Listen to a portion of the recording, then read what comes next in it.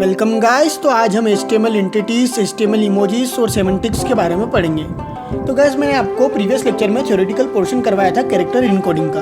तो गाइस आज मैं आपको प्रैक्टिकल एग्जांपल बताने वाला हूँ कैरेक्टर इनकोडिंग का, और मैं आपको आज प्रैक्टिकल प्रूफ भी देने वाला हूँ गाइस। तो देखिए आप ABCD के लिए मैंने आज की वैल्यूज लिखी हुई है। ठीक है, ABCD क्या है? टेक्स्ट है ना, अल्फ़ाबेट्स है। इनके लिए मैंने आज की वैल्यूज लिखी हुई है। अब मैं आपको कन्वर्ट करके बताऊँगा कि क्या यही वैल्यू आती है ना। तो देखिए गाइस मैं कन्वर्टर पर चलता हूँ और मैंने आपको यहाँ पर क्या पुट करा, यहाँ पर मैंने लिखा टेक्स्ट, ABCD टेक्स्ट लिखा। अब देखो मुझे क्या मिलने वाला है, मुझे 65 66 मिलना चाहिए। देखो वही मिला भी सही। क्या मिला? 65 66 67 68, यानी कि आज की वैल्यूज मिली मुझे हर लेटर के लिए। मैंने अभी ABCD लिखा था। ठीक है, अब मैं आपको बताता हूँ कि ASCII से मान लो टेक्स्ट में कन्वर्ट करना होता है, यानी मैं 65 67 लिखूँ और मुझे ABCD मिल जाए। तो देखो मैंने यहाँ पर क्या करा, मैंने यहाँ पर ASCII वैल्यूज लिखी। ठीक है, 65 66 67 एंड 68। तो जैसे मैं कन्वर्ट करूंगा, देखो ABCD मिल चुका है। तो आपने देखा प्रूफ, लेफ्ट हैंड साइड में मैंने आपको पहले से ही वैल्यू दे रखी थी और आपने प्रूफ भी देखा। अब देखो मैं आपको UTF-8 में कन्वर्ट करके बताता हूँ ABCD को। देखो कन्वर्ट कर दिया। अब ये कन्वर्ट करा हुआ सही है कि गलत है, इसका क्या प्रूफ है? तो देखो मैं इसकी टेबल पर चलता हूँ, UTF-8 की टेबल पर, और देखो 41 के लिए A, 42 B के लिए, कैपिटल B के लिए ना, 43 C और 44 D। तो आप देख पा रहे गाइस यही यहाँ पर भी आया था। आप देखिए यही आया था ना यहाँ पर भी। देखो अब मैं आपको अंडो करता हूँ और कुछ एडिशनल अल्फ़ाबेट्स जोड़ता हूँ, जैसे EFG। ठीक है, मैंने क्या जोड़ा? EFG। अब देखो जैसे मैं कन्वर्ट करूँगा तो कन्वर्ट तो हो गया। अब आपको वापस प्रूफ चाहिएगा, तो देखो मैं प्रूफ बता देता हूँ आपको। देखो प्रूफ बताता हूँ मैं आपको। EFG के लिए आप चेक कर लीजिए, देखो वही है ना, 45 46 और 47। अब देखो अब क्या होता है कि हमारा जो सिस्टम होता है वो ABCD UTF-8 या ASCII वैल्यूज थोड़ी ना समझ पाता है। वो क्या समझता है? बाइनरी समझता है। तो देखो मैंने ABCD को बाइनरी में कन्वर्ट करा। A के लिए बाइनरी है ना, ये B के लिए। ठीक है गाइस, अब देखिए ये C के लिए, ये C के लिए, ठीक है, और ये D के लिए। देखो गाइस अब D के लिए, तो ABCD के लिए मैंने बाइनरी में कन्वर्ट कर दिया। तो गाइस देखिए कि अब मैंने अल्फ़ाबेट्स मतलब टेक्स्ट को बाइनरी में कन्वर्ट करा। अब मैं करता हूँ स्वैप। स्वैप मतलब मैं क्या करता हूँ, मैं बाइनरी से देखता हूँ कि बाइनरी से क्या अल्फ़ाबेट्स में कन्वर्ट करते हैं कि नहीं, क्योंकि हम जब इंटर करते हैं A तो हमको आउटपुट में देता है A। तो देखो जैसे मैं बाइनरी पेस्ट करूँगा तो मुझे A मिलना चाहिए। देखो A मिला, देखो A मिला, है ना। इसका मतलब क्या है कि बाइनरी से टेक्स्ट में और टेक्स्ट से बाइनरी में, तो ये सब भी कन्वर्जन होता है इनकोडिंग में। ठीक है गाइस, अब देखो अब मैं आपको क्या बताने जा रहा हूँ नेक्स्ट, कि अगर मान लो आपने कोई सा भी एक चाइनीज़ टेक्स्ट सिलेक्ट करा। ठीक है, कोई सा भी आप एक चाइनीज़ टेक्स्ट सिलेक्ट कर लो किसी भी आर्टिकल में से, कहीं भी पोस्ट में से, और उसको आप चेक करो ASCII में, है ना, ASCII में कन्वर्ट कर चेक करो। तो देखो ASCII में भी कन्वर्ट हो गया, 230 सबसे पहले आया। और आपने क्या पढ़ा है कि 128 कैरेक्टर ही होते हैं ASCII में। तो ये 230 कहाँ से आ गया? तो गाइस ASCII को एक्सटेंड कर दिया गया है। मैं आपको वही बताना चाह रहा हूँ, है ना। अब देखो UTF-8 में मैं करूँगा तो इसमें तो आराम से हो जाएगा। क्यों हो जाएगा? क्योंकि इसमें तो ऑल ओवर द वर्ल्ड जितने सिम्बल्स है सब कुछ UTF-8 में इंक्लूड कर दिए। ठीक है गाइस, तो देखो मैंने आपको सबसे मेन पॉइंट क्या बताया कि अब ASCII भी एक्सटेंड हो चुकी है। उसमें भी आप जापानीज, कोरियन, थाई और इन सब के टेक्स्ट को इनकोड कर सकते हैं, पहले नहीं कर पाते थे आप। अब गाइस देखो मैंने पैराग्राफ टेक के अंदर क्या लिखा, मैंने लिखा फ्लेमेच्योर। ठीक है गाइस, मैंने क्या लिखा? फ्लेमेच्योर लिखा। अब देखो मैं एक और पैराग्राफ टेक लिखता हूँ, और पैराग्राफ एलिमेंट के अंदर मैं क्या लिखता हूँ यहाँ पर, टू इज, और यहाँ पर मैं क्या लिखना चाहता हूँ कि लेस देन, है ना। तो मैंने क्या लिखा? एंड LT, यानी कि लेस देन। तो अब ये क्या है ना, मैंने डायरेक्टली लेस देन का सिंबल भी बना सकता था, पर मान लो अगर मेरे कीबोर्ड में वो काम नहीं करता तो मैं क्या करता, मैं HTML एंटिटीज़ का यूज़ करता। ठीक है, तो HTML एंटिटीज़ क्या होता है आप समझ गए। एंटिटीज़ को अब दो फॉर्म में यूज़ कर सकते हैं। देखो अभी मैंने आपको बताया कि एंड #60 में भी यूज़ कर सकते हैं। इसका मतलब नंबर के फॉर्म में, तो आपको हैश लगाना जरूरी होता है। आप उसको नाम से भी एक्सेस कर सकते हैं, जैसे आपने LT लिखा, लेस देन। अब मैंने पैराग्राफ के अंदर क्या लिखा है? हेलो विनायक। तो देखो हेलो विनायक मुझे आउटपुट में दिख रहा है। अब देखो मैं बहुत सारी स्पेस देता हूँ। विनायक शिफ्ट होना चाहिए पर हुआ नहीं। क्यों नहीं होगा? क्योंकि मैंने आपको ट्यूटोरियल 2 में बताया, बहुत ही बढ़िया तरीके से मैंने समझाया आपको कि ये क्यों नहीं होता और इसके लिए क्या यूज़ करते हैं। ठीक है, अब देखो गाइस मैं जैसे ही मैं नॉन ब्रेकिंग स्पेस का यूज़ करूँगा, यानी कि एंड NBSP, है ना, ये क्या है? ये भी एक एंटिटी है, HTML एंटिटी है। तो देखो जैसे मैं इसको यूज़ करूँगा, है ना, मैंने कॉपी पेस्ट किया। इसके लिए आप एंड 160 का भी यूज़ कर सकते हैं। जैसे मैं इसको कॉपी पेस्ट करूँगा तो देखो आप विनायक शिफ्ट हो जाएगा और एक स्पेस क्रिएट हो जाएगी। ठीक है गाइस, देखो स्पेस क्रिएट हो चुकी है। तो आपने देखा कि किस प्रकार से हम एंटिटीज़ का यूज़ कर सकते हैं। अब गाइस आप ध्यान दीजिएगा, मैं आपको अब बताने जा रहा हूँ। देखो सबसे पहले मैं पैराग्राफ को रिमूव कर देता हूँ, ये हो चुका है। अब गाइस देखिएगा, फ्लेम मेच्योर के आगे मैं क्या ऐड कर रहा हूँ, मैं आपको ऐड करके बताता हूँ एक एंड हैश। हैश मतलब आप नंबर यूज़ कर रहे हैं 768। 768 मतलब क्या, आप देखो सिंबल देख पा रहे हैं आप ई के ऊपर, ध्यान से देखिए, इसको बोलते हैं डाई क्रिटिकल मार्क्स। इनको क्या बोलते हैं, डाई क्रिटिकल मार्क्स, आपने बहुत जगह देखे होंगे। ठीक है गाइस, तो ये भी क्या है, ये भी HTML एंटिटीज़ के अंदर आता है। तो आप समझ गए कि HTML एंटिटीज़ क्या होती है। अब देखो पैराग्राफ टेक के अंदर मैंने क्या लिखा, एंड सम, यानी मैंने सिर्फ एंड लिखा, यानी मैं नेम से एक्सेस कर रहा हूँ। देखो सम का सिंबल आ गया, अल्फ़ा बीटा गामा थीटा, है ना, तो सबके सिंबल आ जाएंगे। देखो अल्फ़ा लिखा मैंने तो आ गया, है ना। अब देखो, अब मैं जिस लिखता हूँ मान लो बीटा, तो देखो बीटा का सिंबल आ जाएगा। ठीक है, बीटा का सिंबल आ गया। अब मैं क्या लिखता हूँ गाइस, अब मैं आपको लिख के बताता हूँ एम्प्टी, जो आपने मैथ्स के अंदर सेट्स के अंदर जो चैप्टर होता है उसके अंदर आपने पढ़ा होगा एम्प्टी सेट। तो देखो एम्प्टी यानी कि मैथमेटिकल सिंबल भी ला सकते हैं आप। ठीक है, अब आप क्या लिखते हैं, आपने लिखा एग्जिट, तो देखो एग्जिट का सिंबल आ गया। ठीक है, यानी मैथमेटिकल सिंबल, मैथमेटिकल एंटिटीज़ को भी आप ऐड कर सकते हैं। अब गाइस देखिए, मैं लिखता हूँ कॉपी, ये क्या होता है, कॉपीराइट, है ना, कॉपीराइट का सिंबल देखो आ गया। आप इस प्रकार से इसको नंबर से भी कर सकते हैं आप, और आप इसको ऐसे भी कर सकते हैं जैसे मैंने आपको बताया। अब गाइस देखो, मैं आपको फ्लेमेचर के आगे क्या करता हूँ, जो रजिस्टर्ड ट्रेडमार्क होता है ना, आर, उसका यूज़ करके बताता हूँ। देखो आ चुका है ना, REG, यानी नेम से ही एक्सेस किया है मैंने इसको। नंबर से भी कर सकते हैं गाइस, मैं फिर बोल रहा हूँ नंबर से भी कर सकते हैं। ठीक है, तो आप समझ गए क्योंकि ये क्या होता है। तो क्या होता है गाइस कि मैं आपको लिख के बताता हूँ 12851, है ना। तो अभी तो देखो वैसा का वैसा ही आउटपुट आएगा। ठीक है, वैसा का वैसा ही आउटपुट आएगा, पर जैसे ही मान लो मैं इस 128516 के आगे मैं क्या कर दूंगा, मान लो मैं एंड लगा दूंगा, तो ये क्या, नहीं एंड तो लगा नहीं सकता क्योंकि वो नेम नहीं है, ये क्या है, नंबर है। तो मैं क्या लगाऊंगा, एंड और हैश लगाऊंगा। ठीक है, तो जैसे मैं हैंड और हैश लगाऊंगा इसके सामने, है ना, एंड और हैश में जैसे ही लगाऊंगा तो देखो क्या होता है, आप ध्यान से देखना। देखो इमोजी आ गया। तो गाइस मैं आपको यही बताना जा रहा था कि इमोजीज का यूज़ कैसे करते हैं। आप लास्ट के 2 डिजिट को अगर चेंज करेंगे ना तो आपका इमोजी चेंज होगा। जैसे मैं इसको चेंज करके बताता हूँ, जो ये 16 लिखा हुआ है ना, इसको मैं चेंज करके बताता हूँ 25 में।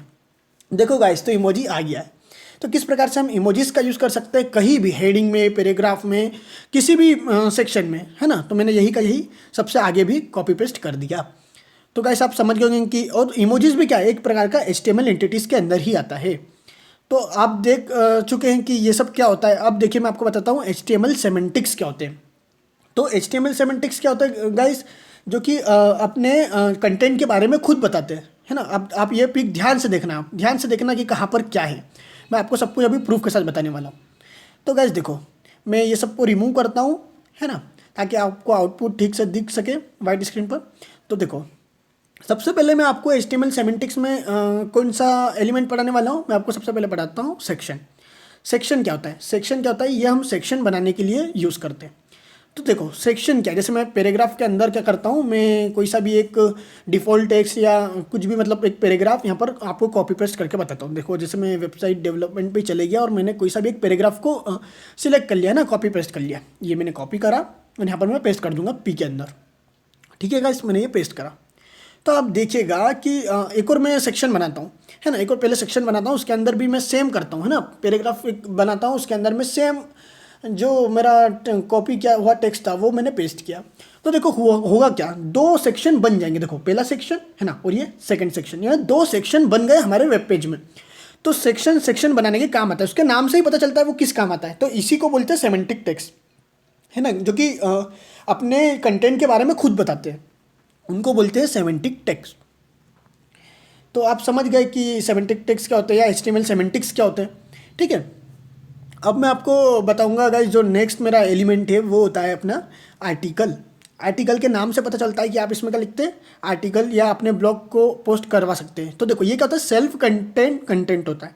सेल्फ कंटेंट क्या होता है, इसका मतलब क्या कि आप देखो जैसे अपने पैराग्राफ लिखा, तो पैराग्राफ के अंदर क्या आप अपने ब्लॉग्स को पोस्ट कर दो, मतलब आपके जो ब्लॉग पोस्ट है उसको आप यहाँ पर आप पुट कर सकते हो। आप आपके न्यूज़पेपर के आर्टिकल्स को यहाँ पर पुट कर सकते हो। तो ये सब चीज़ें देखो, जो आप समझ रहे हैं ना, आर्टिकल मतलब क्या होता है, तो वो सारी चीज़ें आपका में यूज़ करते हैं आप आर्टिकल में। ठीक है, तो इसके भी नाम से पता चलता है, और ये भी अपने कंटेंट के बारे में खुद हमको इन्फॉर्मेशन दे रहा है कि हाँ आर्टिकल पुट करना है। तो इसलिए इसको भी सेमेंटिक बोला जाता है। अब देखो फूटर से भी आपको पता चल ही गया है, फूटर मतलब क्या कि सबसे निचला हिस्सा, ठीक है, वेब पेज का सबसे निचला हिस्सा। तो उसमें अपन बेसिकली क्या लिखते हैं, ऑथर का नाम लिखते हैं या ईमेल आईडी लिखते हैं, है ना, कॉपीराइट का सिंबल लगाते हैं, ये सब चीज़ें हम करते हैं फुटर में। तो ये सब चीज़ें फुटर में आप कर सकते हो। अब देखो, इस मैच्योर को मान लो मुझे मार्क करना होता है ना, आपने देखा होगा कि आप नोट्स बनाते हैं, तो जैसे मैं सबसे पहले क्या करता हूँ आपको ये बता देता हूँ कि मार्क के अंदर में क्या लिखता हूँ, मार्क के अंदर में लिखता हूँ मैच्योर। तो देखो मैच्योर मार्क हो गया। मैं आपको क्या बता रहा था कि आप जैसे नोट्स बनाते हैं तो आप क्या करते हैं, स्केच पेन से आप हाईलाइट कर लेते हैं जो मेन पॉइंट होते हैं। तो देखो वही हाईलाइट करने के लिए हमारे पास HTML में मार्क एलिमेंट होता है, जो भी एक सेमेंटिक्स होता है। सेमेंटिक क्यों होता है, क्योंकि वो भी तो बता रहा है कि मार्क करने के काम आ रहा है, इसीलिए सेमेंटिक होता है। ठीक है, यानी कि जो अपने कंटेंट के बारे में खुद इन्फॉर्मेशन दे दे वो सेमेंटिक होते हैं। तो गाइस मैं अब सबको रिमूव करता हूँ, आपको समझ में आ गया होगा कि मैं क्या बताना चाह रहा था। अब मैं आपको बताता हूँ फिगर। ये क्या होता है, ये भी आर्टिकल के जैसा ही एक सेल्फ कंटेंट होता है। इसके अंदर मतलब सेल्फ कंटेंट होता है। देखो जैसे मैंने इसके अंदर क्या करा, इमेज को पुट करा, जैसे green.jpg है ना, ये एक इमेज थी, इसको मान लो मैं पुट करता हूँ यहाँ पर। तो गाइस देखो इमेज तो आ चुकी है। अब इसके अंदर मैं क्या करता हूँ, फिगर कैप्शन का यूज़ करता हूँ। फिगर कैप्शन क्या होता है, वो अपने जो फिगर एलिमेंट है उसको कैप्शन देता है। तो अभी यहाँ पर मेरा फिगर एलिमेंट क्या है, अभी मेरा फिगर एलिमेंट इमेज है अभी के लिए। ठीक है, तो इसको ये क्या कैप्शन देगा, जैसे ये ग्रीन दिख रहा है तो मान लो मैं नेचर दे देता हूँ। तो देखो नीचे कैप्शन आ चुका हुआ नेचर।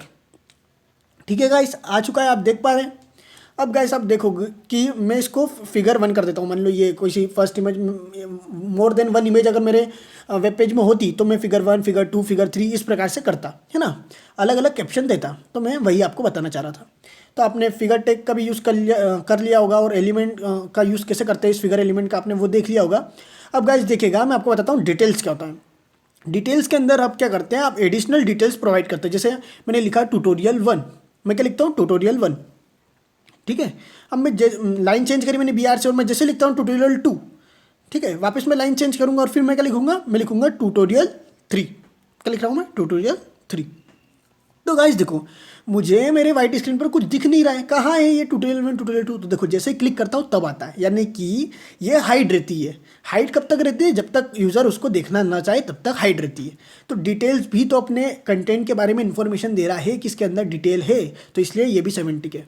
अब देखो नेव, तो ये नेव क्या होता है, इसका मतलब होता है आप नेविगेशन लिंक को एक साथ रख सकते हैं। जैसे एंकर टैग HREF है ना, हाइपरटेक्स्ट रेफरेंस, ये आपने देखा होगा कि हाइपर लिंक किस प्रकार से मैंने आपको बताया था कि किस प्रकार से हम इंसर्ट करते हैं हमारे वेब पेज में।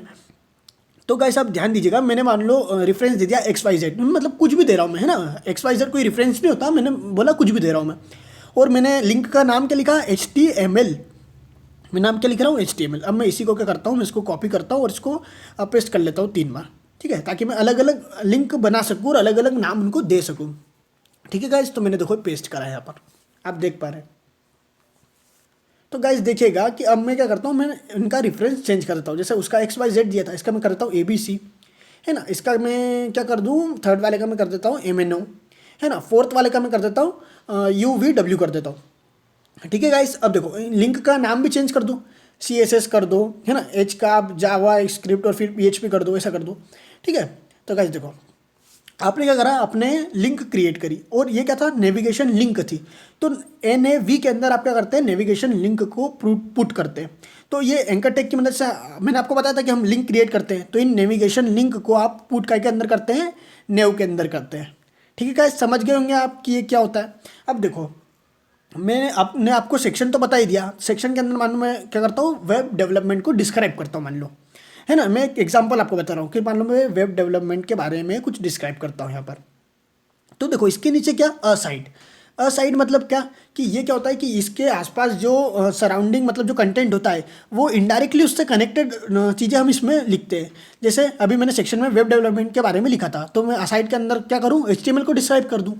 ठीक है, तो इसका मतलब क्या कि ये इसका जो सराउंडिंग है उससे इन डायरेक्टली रिलेटेड होता है। तो समझ गए होंगे आप कि मैंने क्या करा। और इसमें मान लो आप हेडिंग में दे दो HTML, ठीक है, और HTML को डिस्क्राइब कर दो। समझ गए होंगे आप कि मैं क्या बोलना चाह रहा था, कि उसके सराउंडिंग उसके आसपास से इनडायरेक्टली कनेक्टेड होता है ये कौन, असाइड। तो गाइज आई होप आपको सब कुछ क्लियर हो गया होगा। और मैं आपको कुछ बात और बताना चाहूँगा कि नॉन सेमेंटिक टेक्स्ट क्या होते हैं। नॉन सेमेंटिक टेक्स्ट मतलब जो कि अपने जो कंटेंट होता है उसके बारे में कुछ भी ना बताए। जैसे स्पेन और ड्यू, वो कुछ भी नहीं बताते अपने कंटेंट के बारे में, तो ये होते हैं नॉन सेमेंटिक टेक्स्ट। तो गाइस अगर आपको वीडियो पसंद आया हो तो प्लीज़ लाइक करें, सब्सक्राइब करें, शेयर करें। Thank you guys, thank you very much.